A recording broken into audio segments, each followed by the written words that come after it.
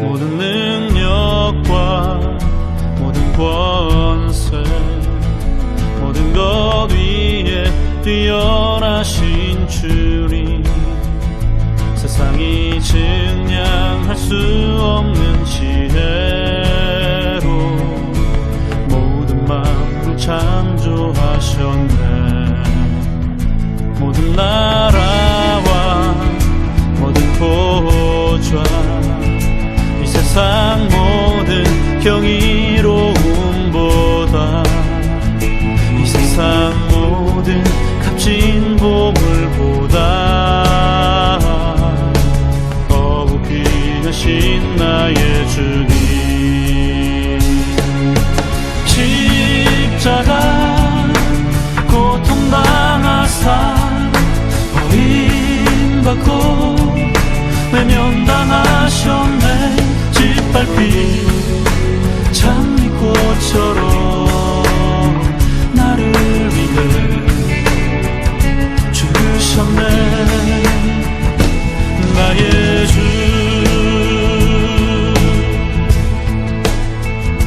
모든 능력과 모든 권세 모든 것 위에 뛰어나신 주님 세상이 증량할 수 없는 지혜로 모든 만물 창조하셨네.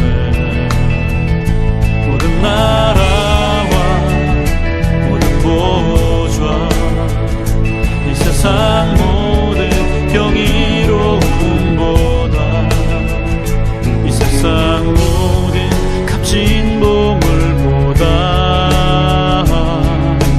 더욱 귀하신 나의 주님. 십자가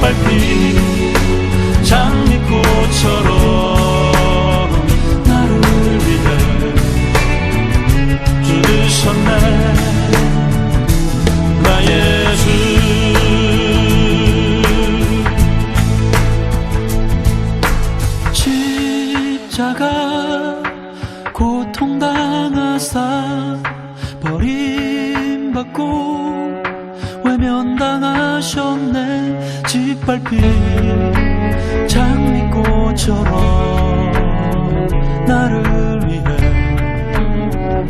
죽으셨네. 나의 주 십자가 고통당하사 버림받고 외면당하셨네. 짓밟힌 장미꽃처럼 나를 위해 죽으셨네. 나의 주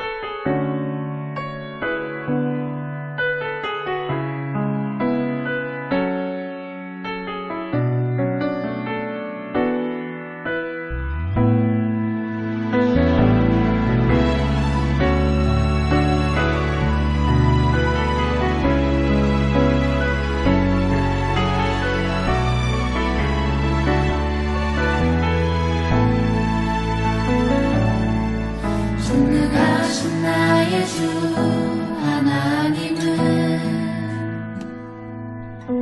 능치 못하실 일 전혀 없네. 우리의 모든 간구도 우리의 모든 생각도 우리의 모든 꿈과 모든 소망도 신실하신 나의 주 하나님은 우리의 모든 괴로움 바꿀 수 있네. 불가능한 일 행하시고 죽은 자를 일으키시니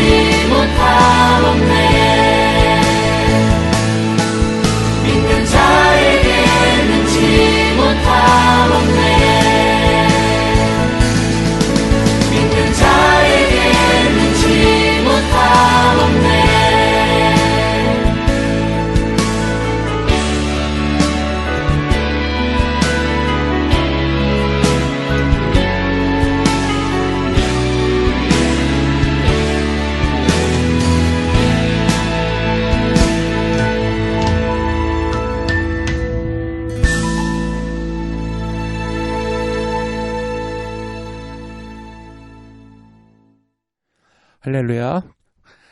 오늘은 네 번째 기름 부으심의 네 번째 시간으로 하나님이 주신 사명을 기억하라 라는 주제로 주의 말씀을 나누기를 원합니다. 여러분, 기름 부으심을 제대로 이해하기 위해서는 기름 부음의 목적부터 알아야 되겠습니다. 우리 성령 하나님의 기름 부음의 목적을 이해하기 위해서는 또한 하나님이 주신 사명을 알아야 합니다. 기름 부음은 하나님이 주신 사명을 상징했기 때문이죠. 하나님께 받는 사명이 언제나 기름 부음보다 우선한다라는 사실을 기억해야 되겠습니다. 하나님의 선택은 기름 부음의 기반입니다. 그런데 하나님이 당신을 선택한 이유는 당신을 하나님이 원하시는 사람이 되게 하는 데 있지, 하나님이 원하시는 일을 당신대로 하라는 데 있지 않습니다. 기름 부음은 결국 정체성의 문제가 되겠죠. 그 이유는 그 아들의 형상을 본받게 하려는 하나님의 의도 때문입니다. 로마서 8장 29절 말씀이요. 우리 중 누구도 자신의 노력으로 주님의 형상을 닮을 수 없습니다. 우리 힘으로 할 수 없기에 반드시 기름 부음이 필요한 것입니다. 바울은 은사의 수와 종류만 열거하는 데 그치지 않고 신자마다 기름 부음이 각기 다르다는 사실도 강조했어요. 로마서 12장 5절에서 21절까지의 말씀을 보면은 자세히 나와 있습니다. 믿는 성도라면 어느 사람이라도 예외가 없습니다. 모두 하나님의 선택을 받았고 모두 성령의 기름 부음을 받았습니다. 성도 여러분께서는 기름 부음 받는 삶을 살도록 하나님의 선택과 사명을 받은 사람임을 기억하셔야 되겠습니다. 첫 번째, 구원에 대해서 우리가 생각을 해보죠. 구원을 받으려면 세 가지 조건을 충족해야 합니다. 첫 번째, 복음의 내용을 이해해야 합니다. 인류는 타락했고 죄를 범했으며 그 죄 때문에 하나님에게서 멀어졌습니다. 지옥에 갈 수밖에 없는 그런 상태가 된 것이죠. 하나님과 같이 완전 우결했던 예수님이 인류의 죄를 사하시려고 십자가에서 그 벌을 달게 받으셨고 죽은 후 부활하여 지옥과 심판의 권세를 이기셨습니다. 두 번째, 복음을 진리로 받아들여야 합니다. 복음은 신화가 아니라 역사적인 사실이기 때문이죠. 그리고 마지막으로 결심하는 일만 남았습니다. 기름 부음 받은 삶은 언제나 진정한 구원의 체험에서 비롯합니다. 기름 부음 받은 사람에게는 구원받은 기쁨이 곧 능력의 핵심이 되기 때문이죠. 개인적인 사명에 대해서 우리 살펴보겠습니다. 하나님은 당신의 마음을 움직여서 원래 창조한 목적대로 당신을 빚어 가실 것입니다. 하나님은 당신이 예수님의 형상을 입도록 선택하셨고 기름 부음은 그 수단이라는 사실을 알아야 되겠습니다. 하나님이 주시는 그 사명에는 몇 가지의 같은 양상이 나타납니다. 첫 번째, 하나님이 사명을 주실 때는 어떤 일을 해야 한다는 의무감을 느끼게 하는 경우가 많습니다. 제가 잘 아는 사람 중에 존스 홉킨스 대학에서 생화학자로 일하는 청년이 있는데 그는 현재 인도 선교사가 되려고 기도하며 차근차근 준비하고 있습니다. 도대체 그런 사명을 어떻게 받았을까요? 그가 한 말에 따르면 언젠가 선교에 대한 설교를 들었는데 그때 설교자가 잠시 인도를 언급했다고 합니다. 그런데 그 후 몇 년간 그 청년이 가는 곳마다 인도에 대한 것이 눈에 들어왔다는 거예요. 잡지에서는 인도에 대한 기사를 읽었다는 정도가 아니었고요. 카펫이 인도식 문양을 하고 있다거나 탁자에 새겨진 내용이나 콘크리트 벽에 금이 간 모양까지 인도를 연상하게 했다는 것입니다. 너무나 이상했지만 계속 머리에 그 모습이 떠나지 않았고 그는 심각하게 기도했다고 합니다.